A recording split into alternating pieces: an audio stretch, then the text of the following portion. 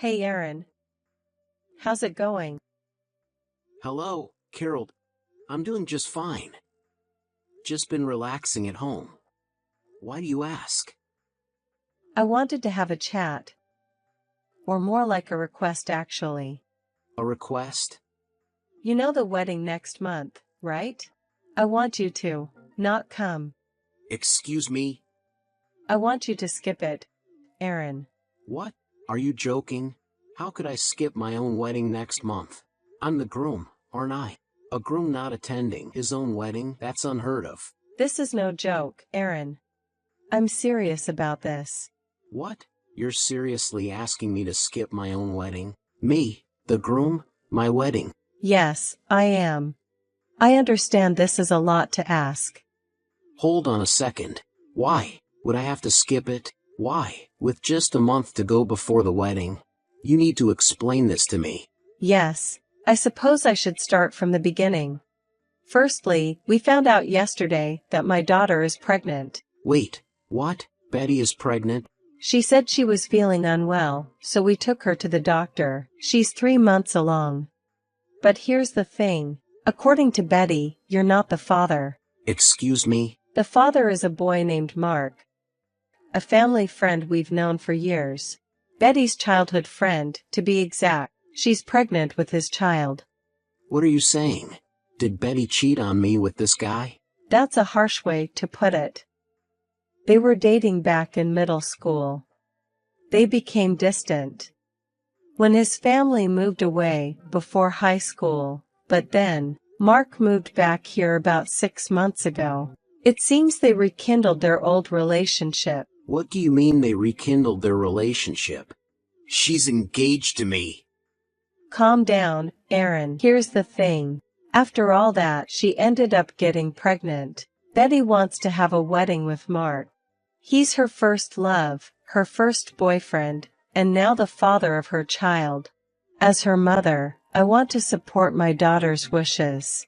He's the father of my first grandchild, so of course I want her to have a wedding with Mark. Doesn't the idea of wedding her first love sound romantic?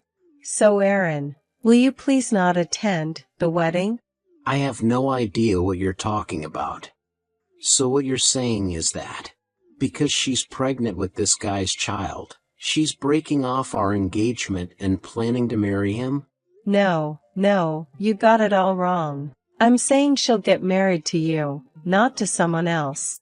What? Yeah, the wedding ceremony will be with Mark, but we won't break off the engagement. She'll register her marriage with you. Huh, why? Actually, Mark has recently quit his job, and his parents are unstable financially. The ceremony would be great with him, but I'm not so sure about him as a life partner. Wait, I don't understand at all. And there's more to it. Betty said that she wants to raise the child with Mark, both during her pregnancy and after childbirth, so she wants to live with him in the new house. Huh? Wait, do you mean the new house?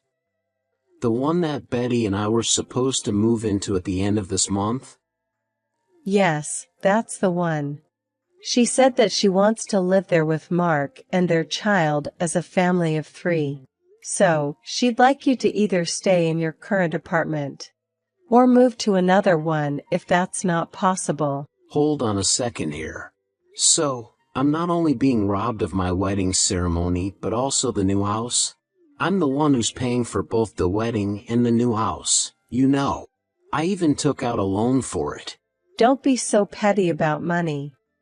Since you're working for a good company and making good money, think of it as a gift for my daughter. Huh, a gift?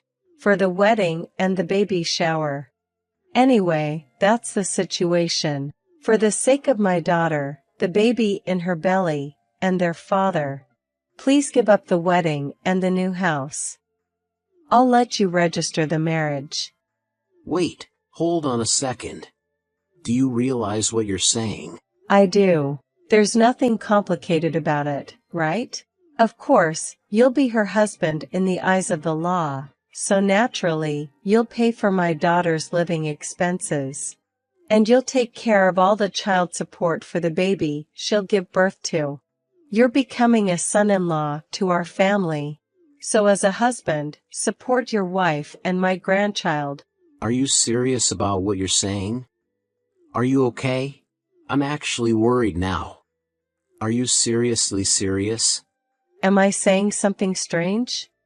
No, I'm sorry. But can you give me some time to think about it?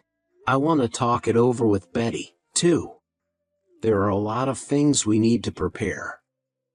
Really? There's not much time until the wedding, so make it quick. I heard from your mother. Is it true that you're pregnant? And you're really going to have a wedding ceremony with your childhood friend who's the father? Oh, you heard it from Mom? That's right. The next fun meeting is with Mark. So Aaron doesn't need to come. I can't wait to see Mark in a tuxedo. Betty, don't you think what you're saying is strange? What is? Having a wedding ceremony with your childhood friend while you're engaged to someone else. And saying you'll live with him because he's the father of the baby in your belly. You don't think it's weird at all? What? Jealous, are you? Aaron, did you want to have a wedding ceremony with me? Should we have another one when our child is born? No, it's not about jealousy or anything like that. It's strange to be engaged to someone and then be with another man. That's the point. Aaron, you were that attached to the idea of a wedding ceremony? I always thought men didn't care as much since the bride is the star of the show. But honestly, Mark is more handsome. So he'd look better as the groom in our Instagram pictures, don't you think? That's why I want Mark as the groom. That's not the point. It's strange to be engaged to someone, then get involved with another man, get pregnant, and have him steal both the wedding and the new house. That's what I'm saying. The pregnancy was a bit of a surprise. But what can I do? What's done is done. Besides, we're not officially married yet, so isn't it my right to date whoever I want? Does it concern you, Aaron? Huh? Once we're married, you will be my husband, so it's all good. About the new house, living with Mark. It's for the baby that's about to be born. It's better for the baby to be with its real dad, don't you think? You just needs to support us as a second father. What's wrong with that? What's wrong? You really?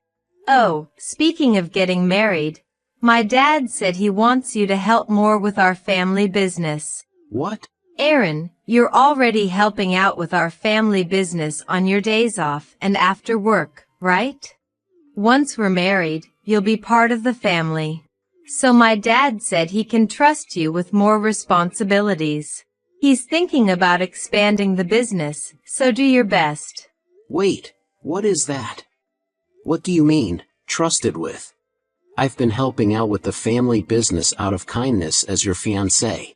Cutting into my days off. It's not a paid job. I'm practically working full-time already, and all of it is unpaid. If I get any more tasks, it's going to interfere with my actual job. But it seems that they are short on hands again and having a hard time. Isn't it normal for families to help each other out? Expansion is impossible. I've been improving efficiency by creating manuals and using macros. But the current staff number is barely enough. If they're going to leave more work to me, they'll have to pay me properly, or it's not worth it. You want to get paid even though we're family? I didn't know you were so greedy. That's disappointing. What are you talking about? Then, Betty should help out. I can't keep helping out for free. I can't, you know.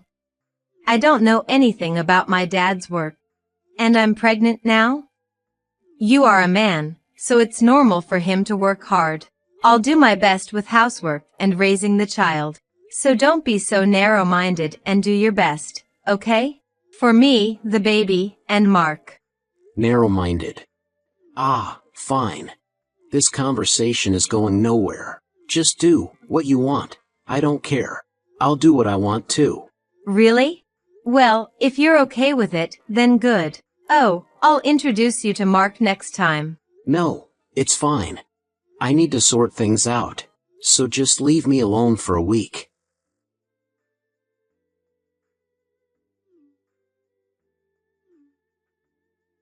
Aaron, hey. Pick up the phone. What's the deal? Hello, Carol. Is something wrong? Don't give me that is something wrong. I'm calling because Betty said she couldn't get in touch with you. Oh, Betty. I blocked her for now. Because she speaks English but we're not communicating well. What on earth are you doing at a time like this? Today, when Betty and Mark went to the venue to discuss details, they were told the wedding had been cancelled. They were told that the cancellation fee had been paid and the procedure had been completed. What does that mean? What's going on? Oh, that. I cancelled it. What? You cancelled it? Why would you do such a thing? Because I'm not going. Is there a problem? A problem? Well, it's not my wedding, it's Betty's and some guy's, right? I don't feel obligated to pay for someone else's wedding. It's my money, so there's no problem, right? Don't talk like my wedding and my money are all yours. It was also Betty's wedding. But I paid the entire cost of the ceremony up front, didn't I? The agreement was to calculate the gift money and return half after the ceremony. So at this point, it was entirely my money, wasn't it? Well, that's true, but canceling without any discussion. Betty was looking forward to it so much. This is awful. I was also looking forward to it. Until I was told not to attend. Anyway, I won't let someone else's wedding be held with my money. If they want to have a wedding, Betty and the other guy can pool their money and start planning from scratch. It's such a waste after all the preparation. What have you done? By the way, is the only issue the wedding? Anything else? What? What else? There must be more, right? Like selling the new house. What? You sold the new house? Yes, I was lucky to sell it, along with the mortgage. I have a friend who works in real estate. Since it's new and in a good location, a buyer was found immediately. Why? Why? That's the house for Betty and our grandchild. Because I'm not living there. The property is also in my name, so I sold it. I don't need a house I'm not living in. Don't do whatever you want. What are you thinking? Oh, speaking of doing whatever I want, I'll quit helping out at my father-in-law's company. I'll finish today. And I deleted everything I created. What? The manuals, everything I created for efficiency, both the paper documents and the data have been deleted. From tomorrow, please work hard in the state before I joined. What? Why would you do such a thing? Even if you ask me why. I'm an outsider who took the liberty of creating this. So isn't it my right to delete or discard it? This is trouble. I can't even do my regular work. Even discussions about expanding our market reach can't be done in this state, you know. Oh boy. Rather, it's quite strange that the regular work is being disrupted. Because the thing I created as a mere fiancé of your daughter is missing. It's absolutely ridiculous to have someone in my position doing work of this level without pay. Please, bring it back immediately. Everyone will be in trouble if they can't work. I don't like it, but who exactly is everyone? The employees? I don't think anyone will be troubled. They are planning to quit tomorrow. Huh? Quit? To tell you the truth, your company's work environment is abnormal. The workload is immense because there are few people, and everyone is overworked. Overnight work is common, and there's no overtime pay. And yet, the wages are low. You even make outsiders like me work without pay. There are various other things that violate labor laws. That's why I told the employees how much they could earn in a similar position at other companies. My usual work conditions, salary, and so forth. I also introduced them to some companies where I have acquaintances. I gave them business cards saying that my company is also recruiting. The employees were all very happy. They said they're all going to hand in their resignation letters tomorrow. What? Wait a minute. They plan to use up their paid leaves until the date of resignation. No one is going to come anymore. How can any work be done like this? What happens when there are no people? What are you going to do? Well, it's not my decision. Wouldn't it be the Labor Standards Bureau that decides? I've reported everything about this case to the Labor Standards Bureau. Huh. The Labor Standards Bureau. I went to the Labor Standards Office. With evidence of illegal long hours and non-payment of overtime. I expect an investigation will be coming soon. What have you done? If the Labor Inspection Office conducts an investigation, the company will really be ruined. Oh, so you were aware of it. That you're doing something that shouldn't be done. And now I'm worried about what the neighbors and relatives will say. If the company that's been handed down from my great-grandfather's generation gets ruined, how will I explain to my sisters-in-law? It's all right. You don't need to worry. Huh? I've already explained the situation to all the relatives. Both on my side and yours. What? Since the wedding was canceled, I combined it with my rounds to greet those who were supposed to attend, and I explained the situation in detail. I also distributed printouts of your and Betty's chat messages. Everyone listened very sympathetically. No way. Thanks to my explanation, they understood. They all agreed that the cancellation of my engagement with Betty was inevitable. Huh. Cancellation of engagement. Calling off the marriage altogether, huh? Isn't that obvious? After all this, there's no way we could marry. It's a blessing in disguise that we haven't legally registered our marriage yet. About the compensation for breaking the engagement. I think you'll be hearing from a lawyer soon. All future communication should be through the lawyer, please. Hold on. Do you think you can get away with this scot-free? There's a baby in Betty's belly, you know. And yet you're doing such things, like trying to bankrupt my company. Are you saying it's okay if me, Betty, and our grandchild end up in ruin? I won't care even if you lose everything. You, and all other unreasonable people like you. What? Despite having a fiancé, she cheated and got her pregnant. She wanted to hold a wedding with her mistress, and live in a new home. And you, who condone this and treat me like a slave, you all deserve to go to hell. I never intended to treat you like a slave. Then what was it if not being treated as a slave? You've taken the wedding and the new home that I paid for. You tell me to provide for living expenses as a husband, even though we're not legally married yet. You demand child support for a child that isn't mine, just because it's your daughter's. You want me to keep working for free, just like I've been doing. How much do you need to belittle me to be satisfied? No, you've misunderstood. That's not what we meant. You're taking it too badly. Too badly? Are you saying you did nothing wrong? Then, it's okay if I do the same thing, right? Let's say I have a childhood friend who's an ex-girlfriend. She gets pregnant, so I decide to hold a wedding with her and live together in a new home. Betty will pay for the wedding and new home. Since Betty is the one I'm legally marrying, she will provide for living expenses and child support. I asked Betty to help out with my family's business for free. Would you forgive me if I told Betty to do this? It sounds unfair when you put it like that, doesn't it? That's because the positions of men and women are different. This is getting us nowhere. Well, I think you'll hear from a lawyer soon. Please do not contact me directly in the future. Wait. I'm sorry, let's discuss this. I think there's a misunderstanding on both sides. Please discuss with my lawyer.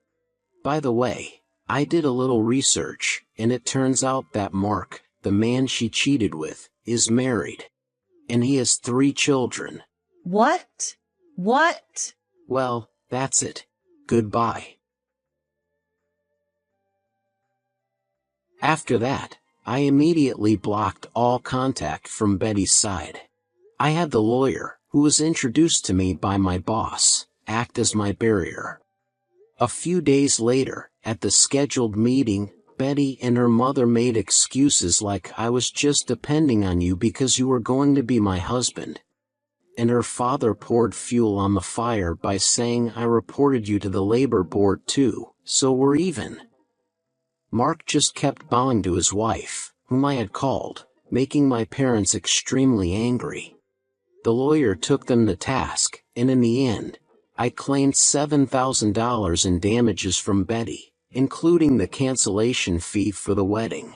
Mark had to pay compensation to both me and his wife, and ended up divorcing his wife.